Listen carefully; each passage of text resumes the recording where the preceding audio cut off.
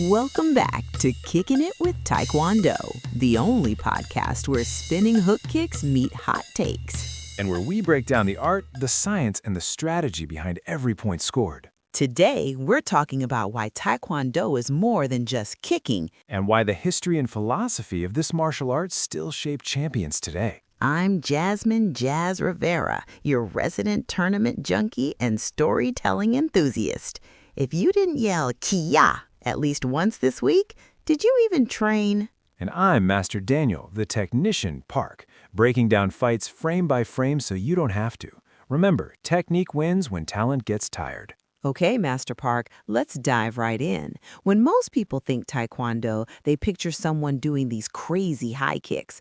But that's really just the tip of the iceberg, isn't it? Absolutely. Look, Taekwondo literally means the way of foot and fist, but that translation barely scratches the surface of what this art is really about. Right, exactly. When General Choi Hung-hee and the other founders developed modern Taekwondo back in the 1940s and 50s, they weren't just creating a fighting system. They were building a philosophy of self-improvement based on 5 core tenets. Courtesy, integrity, perseverance, self-control, and indomitable spirit. I still get goosebumps thinking about my instructor drilling those into us as white belts. And those aren't just words hanging on a dojang wall. These principles shape how we approach training, competition, and, frankly, life itself. Totally. The global impact has been incredible, too. We're talking over 80 million practitioners across 200-plus countries. That makes Taekwondo one of the most practiced martial arts in the world.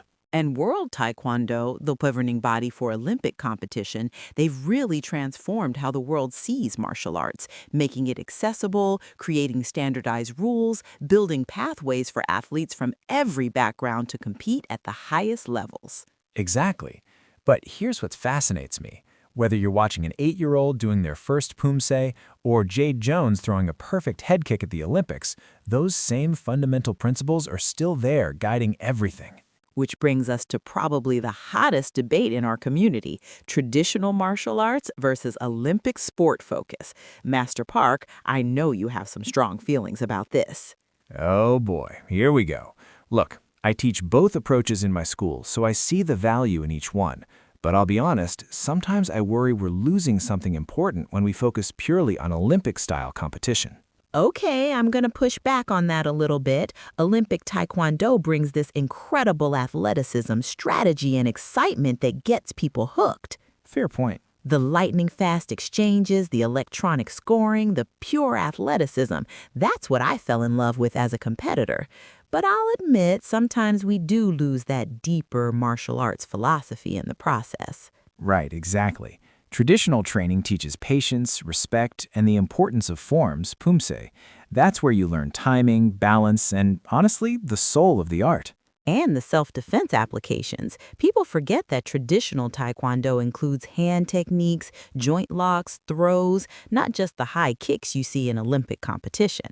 But here's my take, and Jazz, you can totally disagree with me.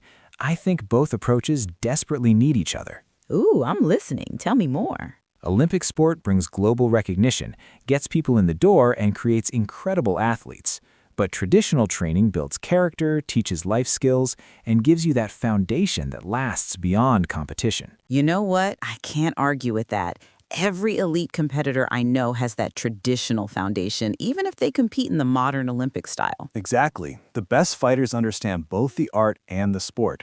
Speaking of foundations, let's get personal for a minute. Jazz, how did you first fall in love with Taekwondo? Oh, man. Okay, so picture this.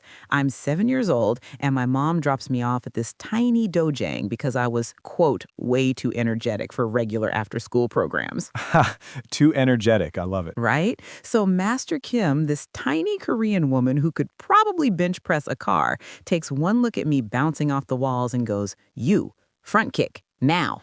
Classic instructor move. And I'm thinking, finally, an adult who wants me to kick things. But then she started teaching me about respect, about bowing, about controlling that energy, instead of just letting it explode everywhere. That discipline aspect is huge. By 12, I was competing regionally. By 15, I was traveling to nationals. And every tournament taught me something new, not just about fighting, but about handling pressure, about bouncing back from losses, about resilience. That's the magic right there. My journey was totally different. I was the quiet, analytical kid who'd rather read about martial arts than actually do them. No way. Mr. Break It Down Frame by Frame was always like that? Oh, absolutely. Started at 10 because my parents thought it would build confidence, but I discovered I had this knack for seeing patterns in sparring, understanding the geometry of kicks, the physics of power generation. That's so cool. My instructors started calling me the technician when I was about 16. What really changed everything was my first major tournament loss. This kid from Texas just dismantled my game plan in about 90 seconds. Ouch, those tough losses. That's when I learned technique isn't just about perfect form. It's about adaptation, reading your opponent, staying calm under pressure.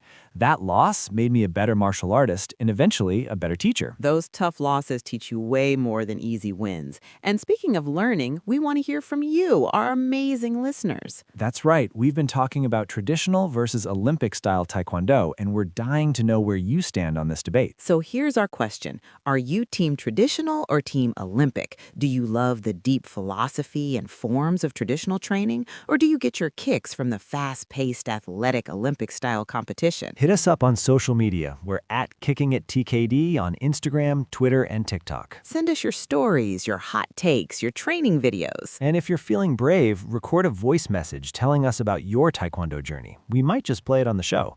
Parents, we want to hear from you too. How has Taekwondo impacted your kids? Perfect. So let's wrap this up. Today, we explored why Taekwondo is so much more than just kicking. It's philosophy, global community, and personal growth all wrapped up in those uniforms. We dove deep into the traditional versus Olympic debate and hopefully showed that both approaches bring something valuable to the table. Next episode, we're going deep on how Olympic Taekwondo really works, the rules, the strategy, the technology, and why electronic scoring changed everything. Until then, remember, if you didn't yell Kia at least once this week, did you even train? And never forget, technique wins when talent gets tired. Thanks for kicking it with us.